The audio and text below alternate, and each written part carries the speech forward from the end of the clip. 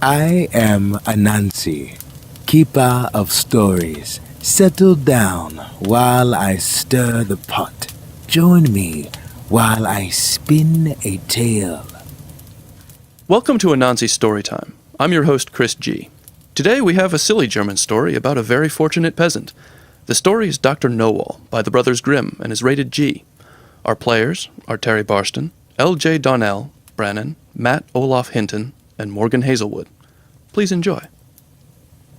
Come, sit, listen.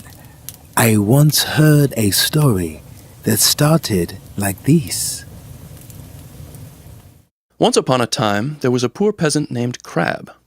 One day, Crab loaded his only 2 oxen with wood and drove them to town. There he sold the wood to a doctor for 2 thalers. The peasant was being paid just as the doctor sat down to eat.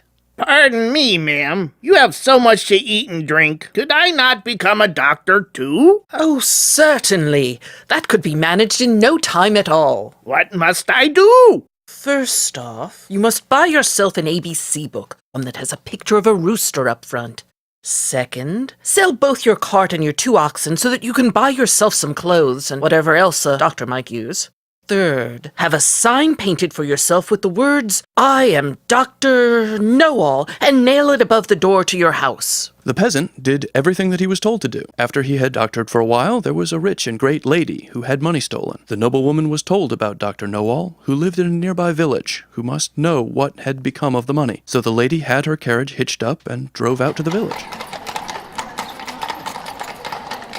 Are you the famous Dr. Knowall? Oh, yes, I am. Then you must come with me. I need help finding my stolen money. Yes, of course. I can help you. But my wife Greta must come along, too. That is fine. You may both ride with me in the carriage. When they came to the noblewoman's court, a table was already set out for dinner. Please, good doctor, sit and eat with me. I will happily sit, but my wife, Greta, must sit and eat as well. So the 2 of them sat down at the table. Soon the first servant came with a dish of delicate fare, and so the peasant nudged his wife. Greta, that was the first one. Being a family of humble origins, the peasant of course meant that this was only the meal's first dish. The servant, however, thought he intended to say, "That is the first thief." Because the servant was indeed a thief, he became quite terrified, and quickly returned to his comrades outside. The doctor truly knows all.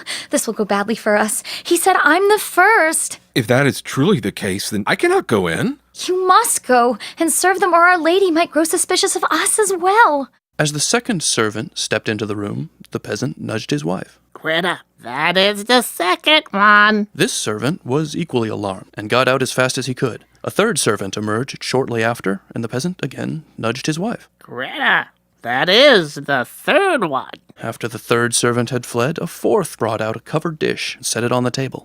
Show us your skill, good doctor, and guess, if you can, what is under the cover. The peasant gazed at the platter without a single idea.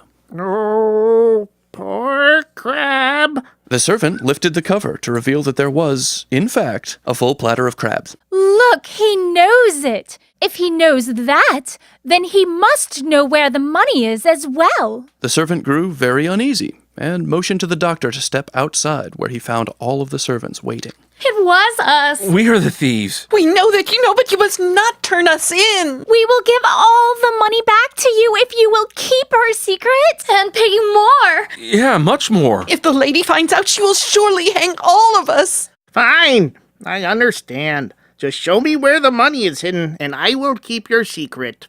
They took the peasant to the spot where the money was hidden. Quite satisfied, he returned to the table to sit with the lady. In the meantime, a fifth servant crawled into the stove near the table to try and hear what else the doctor knew.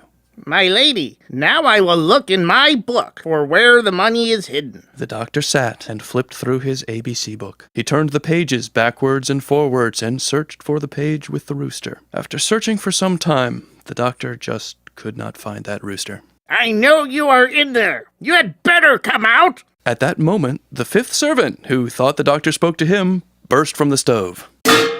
This man really does know everything. Then Dr. Knowall took the noblewoman to where the money was, but he did not tell who had stolen it.